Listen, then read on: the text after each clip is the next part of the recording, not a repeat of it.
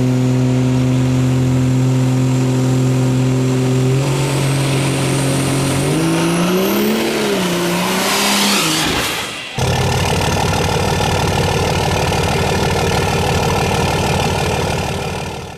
and gentlemen, what is going on? Good afternoon. It is Sunday here, and this is a video that you are gonna like. I can promise you that. It is a video that a lot of you guys have been wanting and expecting for the longest time, and that is the removal of the heart of the triple turbo 05 beast.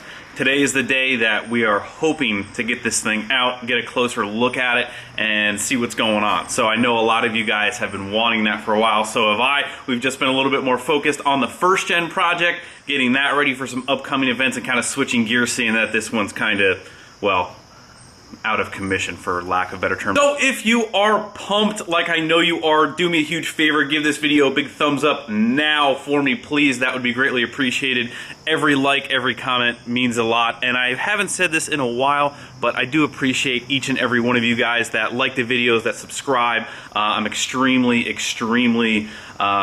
grateful for you guys tuning in every day. It does mean a lot to me, so thank you guys so much for that. Even though I am going to get better, I'm going to try and get better, at least try and respond to some comments within the first maybe 30 minutes to an hour or something like that. I'll try and get better at comments, guys. I am here, I read them all. It's just, as soon as one video is done, it's usually on to the next, recording the next video. I barely even look at anything until I get done editing the next one. But anyway, enough rambling. I know you guys think I ramble too much. Well, some of you guys do anyway. But anyway, here she is. What we have started with already is basically the front clip, radiator, intercooler, and some of the top two turbos. So we still have the manifold charger and all of the rest of the goods. But I have gotten a couple comments on how to keep track of everything and what have I used in the past and the system that I've used to really make sure you don't lose anything. And really, it's not that difficult. It's basically just bagging and tagging everything, putting labels on them. So I do usually like these big stackable crates. You can kind of see, I was cleaning the garage yesterday. I did try and get some of the first gen stuff in one, and then I have two more on the other side here for stuff for the 05. Now, the other thing that usually helps, and I'll have to show you guys, is, here we go, hefty storage bags. These have the labels that you can write on, so make sure you get those. John, Mr. J Send It over there, turned me on to some of these cups. These are really for if you have a short-term project that I've kind of found that I like.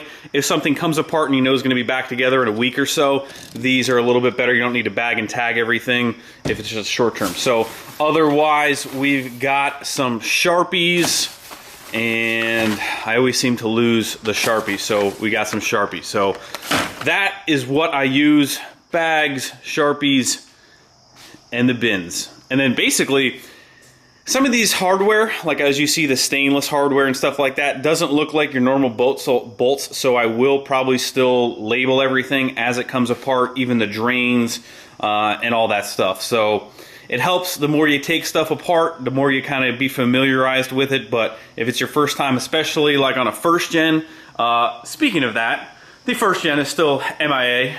We have no idea where it went, probably got stolen, but on the stuff like the 12 valve that I'm not really familiar with, definitely would be bagging and tagging all of that stuff. So without further ado, got our bag making in the shop. Official Greg A weather report. Man, this is a long intro. Hopefully that wind isn't too bad. It looks beautiful, which it is right now, but the weather cannot make up its mind. It's been raining on and off all day long. So, but for now, the weather is good. So that's where we're at, guys. Here we go. We're gonna get our little shop light set up on the hood. We're gonna get to going.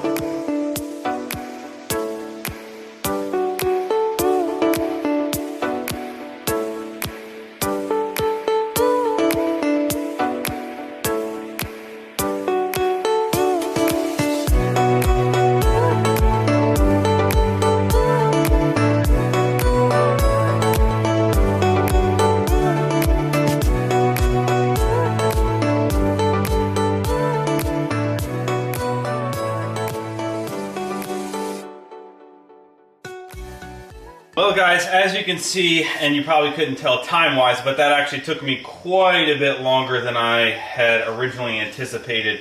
As you can see, I had to remove the 3 front cylinder manifold studs to even get the manifold off, due to the fact that that stainless diesel manifold actually shrunk quite a bit, just like I've seen kind of factory cast ones do. So I ended up having to take them off, which not super freaking happy about, but I mean, I don't know, we'll see. Not sure what the deal is with that. We'll have to give them a call and see. I mean, I think stainless is supposed to kind of expand and contract, but I'm not really sure about that issue there, so we'll have to give them a call about that. But other than that, we can then spin these out. I'll take these out. I got a bag for these started, and we can continue. I'll probably end up removing, I'll probably try and get the downpipe out and pretty much everything from this side, try to get the wiring wrapped around out of here, and just work my way over and then start working on the right side of the engine.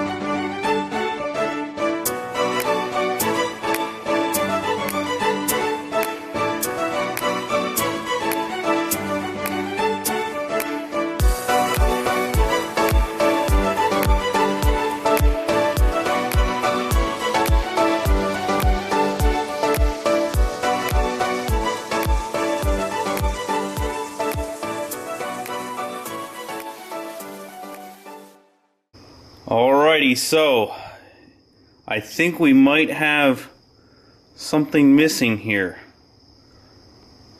Intake cylinder number 1 push rod MIA. Cylinder number 2 push rod exhaust side MIA.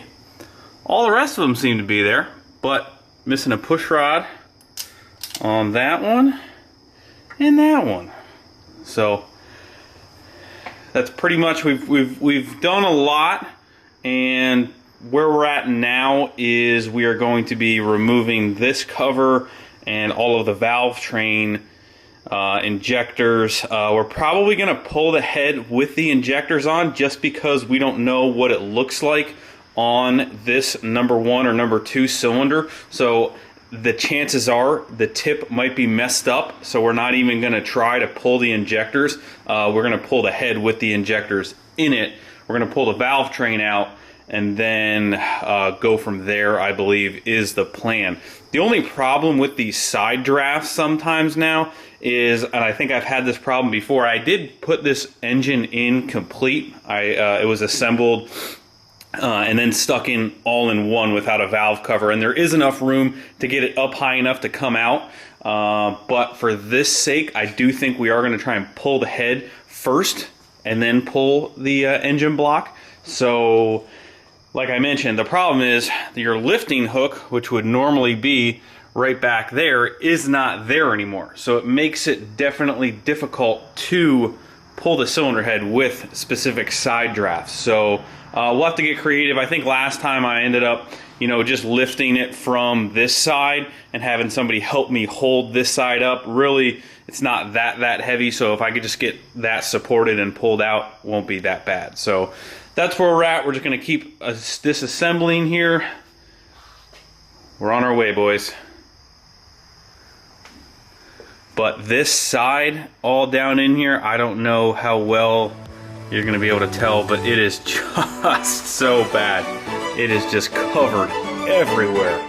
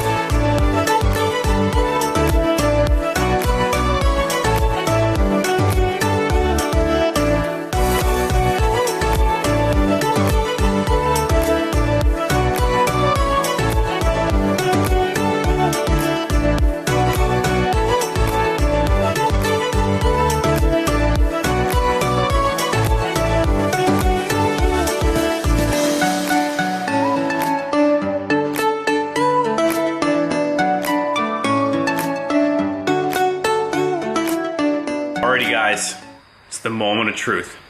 I've already looked for you. It might have been a little bit worse than I expected. It might have been a little bit better than I expected. I'm not really sure. That's up to the experts. I'm not really sure what to make of maybe what happened, what didn't happen. I don't know, but let's take a look here. We got the cylinder head, and I made up a little strap apparatus to try and help the other side. It probably should have been a little bit tighter, but underneath, it doesn't look as bad as I thought. That's cylinder number one, where the hole in the block was, so I was expecting that to be just completely blasted. So if you look, it doesn't really look terrible, except for cylinder number 5. Where you can see this exhaust valve is a little cocked. It's not sitting flat in the head, which I thought was odd because I looked at the bottom of the head before I even looked inside the block. So, all right. Cylinder number 1 where the hole is. There's 2. There's 3. I have no idea what the heck is going on with that. But, hey, look at number 5. I think I see an issue. So that obviously broke the block there internally as well, which in turn I think might have messed up the coolant passage in there. I'm not really sure. But you can see the oily mess of what we got. So now basically what we have to do is separate the harness from the rest of the engine, and then this can all pretty much be pulled as soon as I undo the bolts on the transmission, the adapter plate bolts and the converter bolts, just like on John's truck, which we can get to the converter bolts right here. We can spin, actually maybe we can't spin that over. Yeah, that ought to be interesting.